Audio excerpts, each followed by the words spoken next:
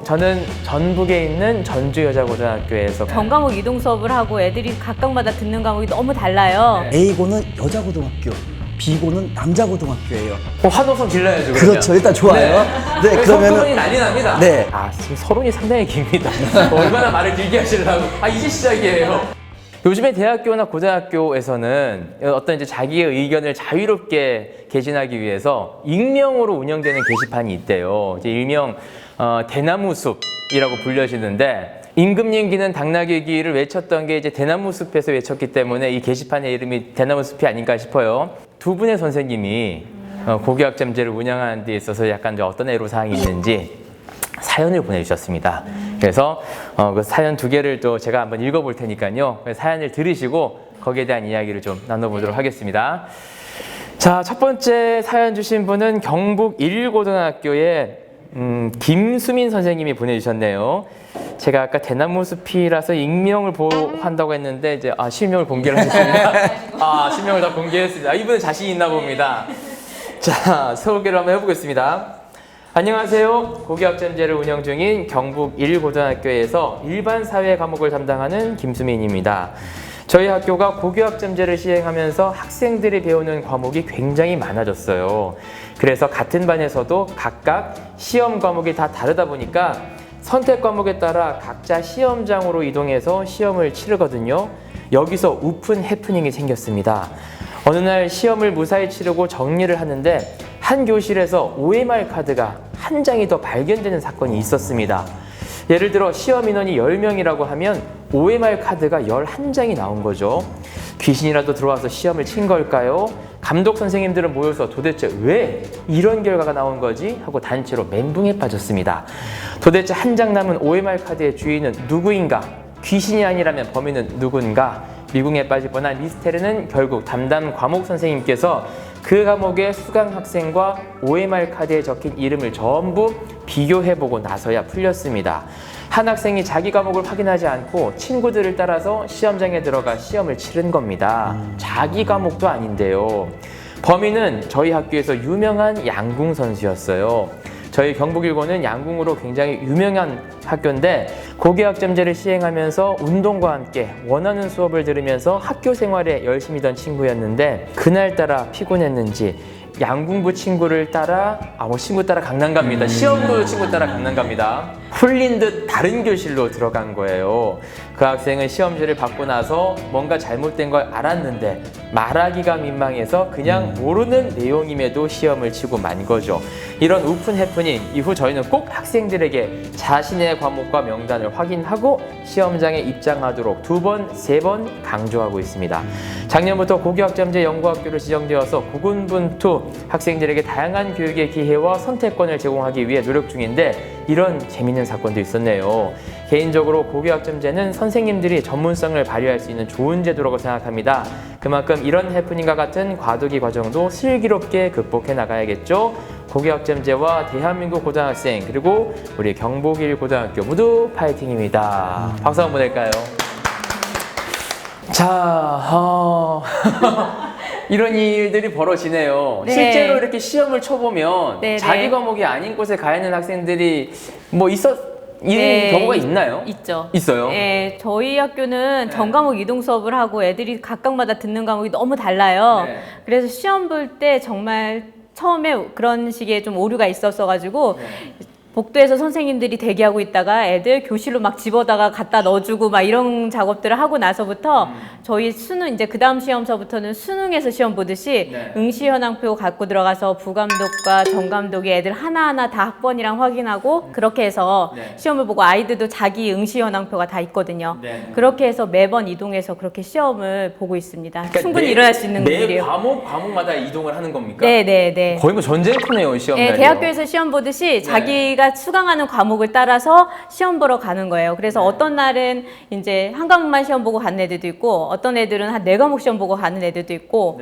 저희는 막 방과 후에 시험 보기도 하고 막 그렇게 했었어요. 시험 그러면 과목이 다 이제 한 달라서. 과목 보는 친구도 있고 4과목 보는 친구도 있다면 네네. 내가 시험을 치고 있는 동안 시험을 치고 있지 않은 학생도 있다는 얘기네요. 네네. 그러면 네. 혹시 대리 시험에 그런 가능성은 없습니까? 그래서 저희가 응시 현황표를 수능처럼 네. 아주 그렇게 열심히 확인을 하고 있습니다. 수능처럼. 네, 네. 아, 근데 우리 박시영 선생님이 있는 학교처럼 수능처럼 이렇게 다 이렇게 비교를 하면 좋겠지만 아직까지는 또 그렇지 못한 학교도 있을 것 같거든요. 여기서 그러니까 학점제가 되면은 이런 이제 문제가 나오는 거예요, 학교에서. 그래서 이거에 대해서 또 저희가 선생님들끼리 알코올을 먹으면서 한번 얘기를 한 적이 있습니다. 왜냐면 이게 진지하거든요. 제정신으로 얘기한 건 맞죠? 이게 그래도 교문을 나가야지 더욱더 생각이 자유롭거든요. 네, 아니 알코올이 들어가다 보면 네. 제정신이 아닌 상태에서 그렇죠. 얘기할 수 있거든요. 그래서 우리 아이들 미래가 걸린 겁니다. 네, 그러면 다시 취한 상태는 아니었죠? 이거 정확하게 해야 됩니다. 우리 교육부 채널이에요. 이제 저희 똑같아요. 학생들도 아프면은 교문을 나가면 이제 안 아파지거든요. 선생님들도 저런 의견이 나왔어요. 하루에 보는 과목이 보통 2과목 정도가 돼요. 1교시 시험 보면은 2교시 자습하고 3교시 시험을 보는데 모든 학교가 지금 이렇게 한다고 너무 지금 힘들거든요. 그래서 어떻게 할까 하다가 딱 이런 선생님이 아이디어를 내더라고요. 수능에 사탐, 과탐을 보면은 과탐에는 물화생지 1, 물화생지 2 8개를 시험지 하나로 뭉쳐요. 똑같이 만약에 월요일날 시험 과목이 2과목이면은 그날 4과목을 보잖아요. 4과목 종이 좀 아깝지만 4과목을 수능처럼 사탐 과탐처럼 묶어버려요. 묶고 나서 아이가 들어가서 내가 볼 거 2개잖아요. 대신 2교시 자습은 없어지는 거죠. 시험이 50분 시험이면은 100분으로 밀리는 거예요.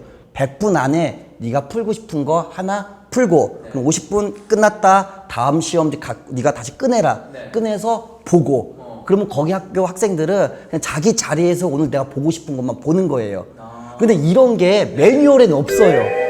그러니까 모든 선생님들이 각 학교에서 고민하는 거예요. 그러니까 1시간에 한 과목만 보는 게 아니라 그렇죠. 2시간에 예. 2과목을 자유롭게 봐라. 그렇죠. 그러면 나는 이 과목에는 강하고 이 과목에는 좀 부실해. 그러면은 부실한 과목에 시간을 한 80분 투자해야 되는 겁니까? 아유, 그건 안 됩니다. 안 됩니까? 그러니까 그것도 이제 선생님들이 매뉴얼을 만드는 거죠. 그래서 만들어요? 수능이 그래요. 수능에 만약에 과탐, 사탐을 2개를 선택했을 때 시간이 먼저 이거 풀었다고 이거 풀 수는 없어요. 그게 저희도 알고 있기 때문에 하나 볼 때는 50분. 그 다음에 다 풀었습니다. 이거 풀게요. 안 됩니다. 그때까지는 갖고 있어야 돼요.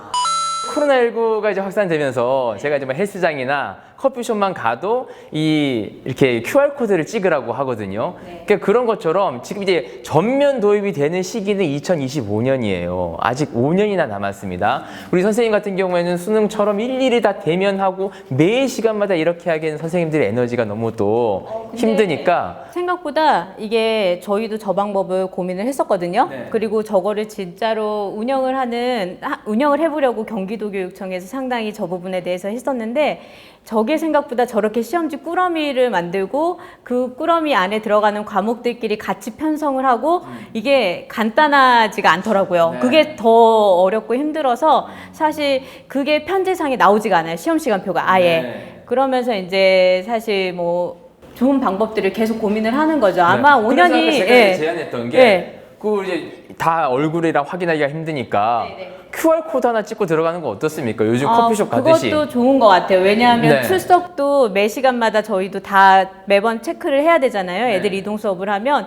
그랬을 때 선생님들이 고민을 했던 게 뭐 어플이나 이런 거 있어서 찍으면 바로 전송이 다 되고 그 다음에 나이스 연동도 되고 그렇죠. 그 다음에 QR코드를 학부모들한테도 찍었는데 이교실이 아닙니다. 딱 나오면 네. 양궁 선수도 어쩔 도리가 없잖아요. 그리고 학부모들도 네. 애 출결 상황에 대해서 바로바로 받게 되면 나중에 왜 얘가 무단 결과가 됐냐, 뭐가 어떻게 됐냐 이런 이야기들이 안 나올 수 있으니까 좀 그런 방식들이 도입이 되면 너무 좋겠다. 이 얘기들은 선생님들도 많이 의견을 주셨었어요. 네, 이미 지금 시행이 되고 있는 이제 QR코드, 이제 네. 본인의 인적사항이라든지 이런 것들을 다 알릴 수가 있으니까 뭐 5년 뒤라면 그런 건 뭐 어렵지 않게 그 안에 많이 제도적으로 개선이 되겠죠, 좀 여러 가지 시스템이. 시행이 될 것 같습니다. 우리 김도균 선생님, 우리 박시영 선생님도 그 제도 네네. 하려고 했는데 좀 어려움이 있답니다. 그래서 못한 것 같아요. 조금 더 업그레이드 노력을 좀 부탁드리겠습니다. 네, 알겠습니다. 네, 고맙습니다. 자, 이제 두 번째 사연으로 한번 가보겠습니다. 두 번째 사연은 전주에서 보내주셨는데요. 전주 여자고등학교 손영태 선생님이 보내주신 사연입니다. 역시 제가 한번 읽어보겠습니다. 안녕하세요. 저는 전북에 있는 전주여자고등학교에서 근무하는 손영태라고 합니다. 우리 학교는 작년 2019년에 고교학점제 선도학교로 지정이 되었어요. 어떻게 하면 성공적으로 운영할 수 있을까 고민이 많았습니다. 특히 저는 학교에서 고교학점제 업무를 담당하고 있거든요. 하지만 제가 처음부터 이렇게 고교학점제에 관심을 두고 고교학점제를 위해 이렇게 많이 고민했던 것은 아닙니다. 굳이 말하자면 무관심을 넘어서 거의 기피를 했었죠. 그런 제가 이렇게 고스타의 사연을 신청할 만큼 고교학점제와 가까워지게 된 이유 한번 들어보실래요? 서론이 상당히 깁니다. 얼마나 말을 길게 하시려고. 이제 시작이에요. 선생님들이 말이 많아요. 말이 많습니다. 이제 서론이에요. 한참에 읽었는데요. 자, 저는 학교에서 한문을 가르치고 있거든요. 과목 이름만 들어도 왠지 딱딱한 교사일 것 같지 않나요? 작년 2월쯤 갑자기 교감 선생님께서 고교학점제 선도학교 사업을 신청해야겠다고 말씀하시더군요. 참고로 교감 선생님도 한문 선생님이세요. 저한테는 같은 과목 대대대 선배님이신 거죠. 그리고 뒤에서 말씀드리겠지만 바로 이 점이 저의 발목을 잡게 됩니다. 여튼 나서서 맡고 싶지도 않았고 큰 관심도 없었습니다. 다른 선생님을 쭉 한번 보니까 역시 비슷하게 피하는 눈치였고요. 그런데 다음날 교감 선생님께서 잠깐 이야기할 게 있으니 오라고 하더군요. 왜 안 좋은 예감은 틀린 적이 없을까요? 교감 선생님은 저에게 고교학점제 선도학교 업무를 담당해달라고 정중히 부탁을 하셨습니다. 학교뿐만 아니라 사회생활 하시는 모든 분들은 제 마음 아실 거예요. 제 직속 선배님이자 교감 선생님이신 분의 부탁을 어찌 거절하겠습니까? 그렇게 유유자적 학교의 방랑자였던 저는 날벼락처럼 고교학점제 선도학교 업무를 담당하게 되었습니다. 그 대신 딱 1년만 맡기로 약속을 했죠. 1년 후에는 꼭 그만두겠다고요. 그렇게 고교학점제 업무를 떠맡고 1학기가 끝나갈 무렵이었습니다. 고교학점제 선도학교는 의무적으로 공동교육과정을 운영해야 한다는 지시가 떨어졌어요. 머리를 싸매고 고민을 해봤습니다. 그러던 중 교감 선생님이 한문 과목을 운영해보는 것이 어떻겠냐고 제안을 하셨어요. 수능 주요 과목에 치여 학교에서 쓰러져가는 한문 과목에 대한 안타까움을 대부분의 한문 교사가 가지고 있습니다. 일종의 한문 과목을 지켜야 한다는 의무감 비슷한 거죠. 저 역시 마찬가지고요. 그렇게 무턱대고 공동교육과정으로 한문 과목을 개설하게 되었습니다. 정말 외롭고 힘들었죠. 그래도 정말 다행히 저희 학교에서 한문을 공동교육 과목으로 운영한다고 하니까 지역의 동료 한문 교사들이 관심을 가지고 많이 도와줬어요. 그렇게 전주의 한문 수업 어벤져스가 탄생했습니다. 혼자라면 감당하기 어려웠을 수업을 선생님마다 자신의 특색 있는 수업 활동으로 한 단원씩 구상하여 수업하니 수업도 재밌고 부담도 없는 공동교육과정 수업이 만들어졌습니다. 고사성어를 활용한 연극 발표도 하고요. UCC도 만들고 다양한 참여 수업을 함께 기획하고 진행했어요. 마지막 수업날 학생들에게 소감을 물으니 한결같이 듣는 수업이 아니라 내가 직접 하는 수업이라서 진심으로 재밌고 좋았다라는 말을 하더군요. 그리고 수업이 너무 짧아 아쉽다고 했습니다. 10년 동안 교단에 서면서 학생들이 이런 말을 하는 걸 처음 들어봤다면 믿으시겠어요? 자, 저희 한문 어벤져스 선생님들 모두가 같은 생각을 했습니다. 우리가 1학기 동안 진짜 수업을 했구나 라는. 작년에 무턱대고 고교학점제를 맡게 되면서 1년만 참고 내년엔 절대 하지 않으리 다짐했지만 막상 한 학기 수업을 마치고 나니 또 해야 하나 고민하게 되더라고요. 그리고 항상 혼자 수업하다 한문 동료 교사들과 공동 수업을 하게 된 경험이 이루 말할 수 없이 값지다는 생각도 들었습니다. 그렇게 결국 2020년 올해에도 저는 전주여고에서 고교학점제와 공동교육과정을 맡고 있습니다. 올해엔 작년보다 더 업그레이드돼서 공동교육과정 과목도 총 8개로 대폭 늘어났습니다. 쉽게 말해 일복이 터진 거죠. 그런데 참 이상한 일입니다. 작년보다 업무 부담은 더 늘어났고 일도 훨씬 더 많아졌는데 올해는 작년처럼 많이 힘들다는 생각이 들지 않으니까요. 제 생각엔 그것보다 아마도 제 마음이 달라져서 그런 게 아닐까 하는 생각이 듭니다.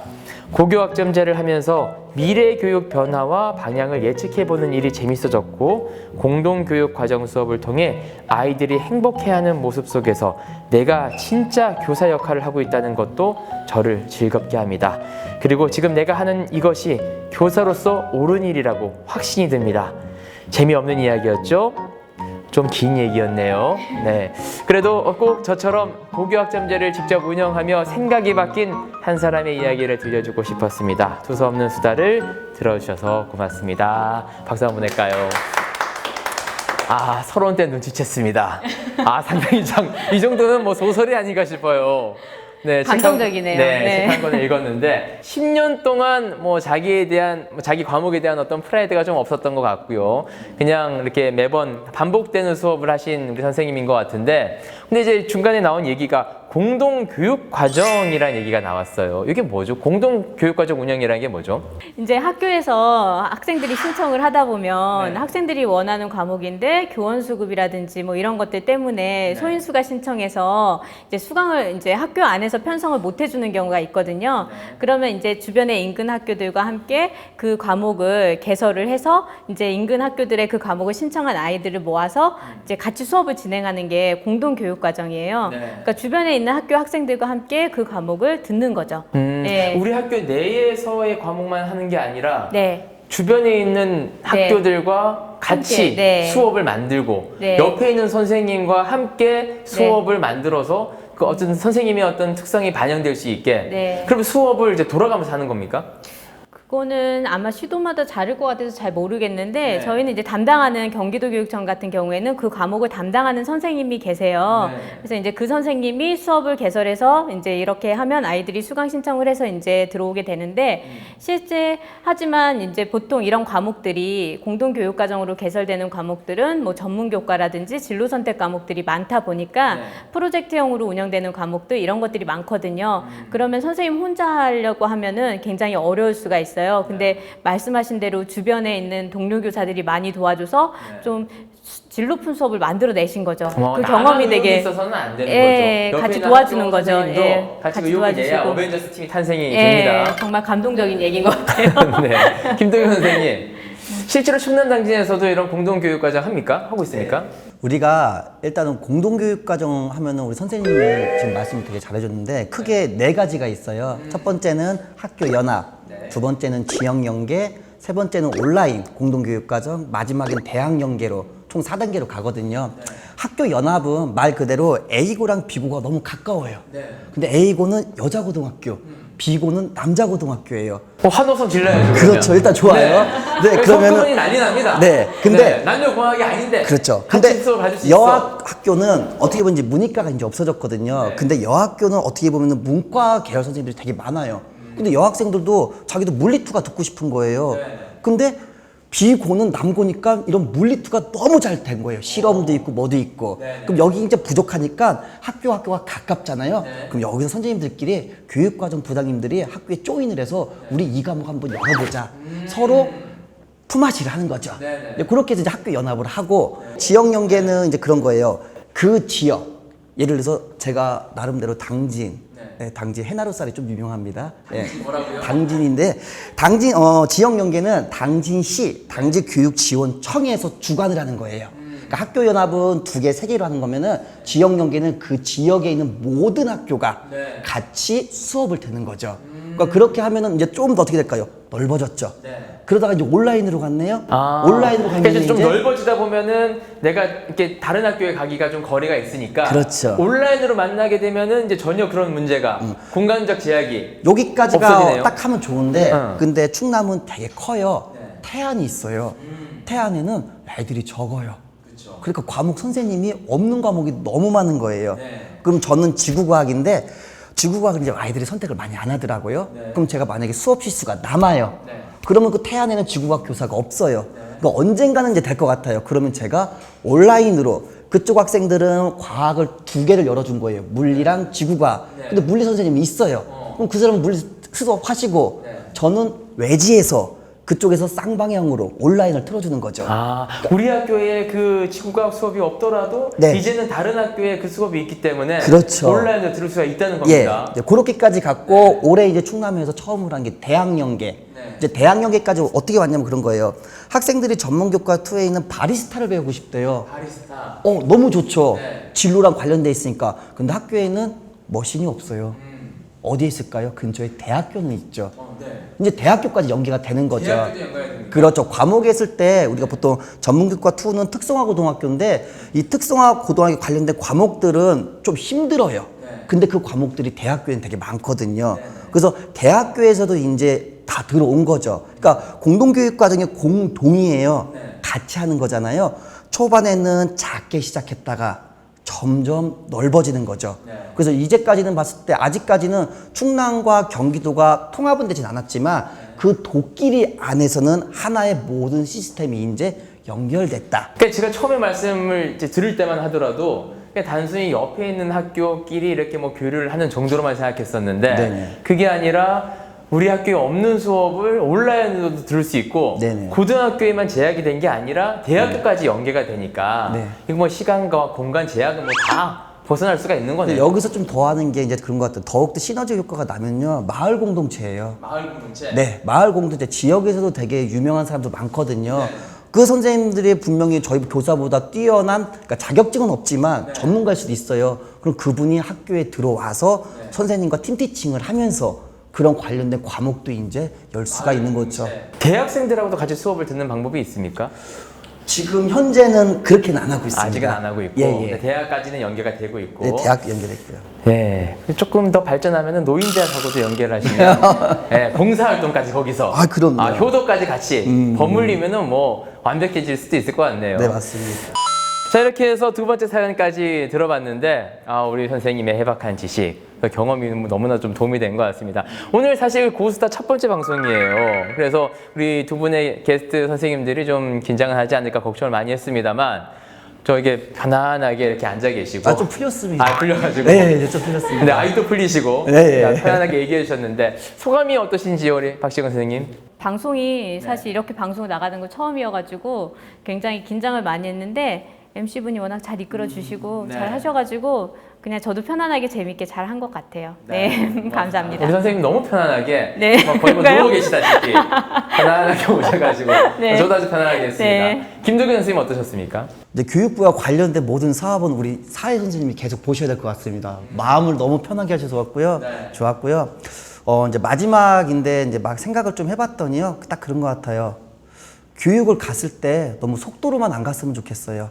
그 방향을 처음부터 신중하게 잡아서 속도보다는 어느 한 방향으로 다 같이 갈 수 있는 정책이 나왔으면 좋겠습니다. 고맙습니다. 오늘 이제 처음으로 함께 하셨는데 MC가 좀 편하게 해주셨나 봐요. 너무 좋습니다. 네, 편안하게 잘 해주셨어요. 교육부의 유재석으로 거듭나는 거 어떻겠습니까? 괜찮습니다. 우리 선생님들이 많이 응원해 주시면 이 방송 이제 4회로 끝나는 게 아니고요. 정규 편성이 돼서 꾸준히 우리 선생님들 만나볼 수가 있거든요. 그러니까 일선으로 돌아가시면 혼자 보지 마시고요. 유튜브 채널 그리고 또 팟캐스트도 널리 좀 퍼뜨려 주시길 좀 부탁을 드리겠습니다. 오늘 함께 해주신 두 분 고맙습니다. 네, 감사합니다. 네. 네, 이렇게 해서 첫 회 마무리가 되었습니다. 저희 고교학점제 스타타임은요, 2025년 고교학점제의 안정적인 전면 도입을 위해서 계속해서 양질의 방송 만들어 갈 것을 약속드리도록 하겠습니다. 선생님, 만약에 준비된 대로 안 되시면 생각나는 대로 얘기하셔도 괜찮아요. 교육력을 좀 모아가야 될 형태 타입입니다. 네.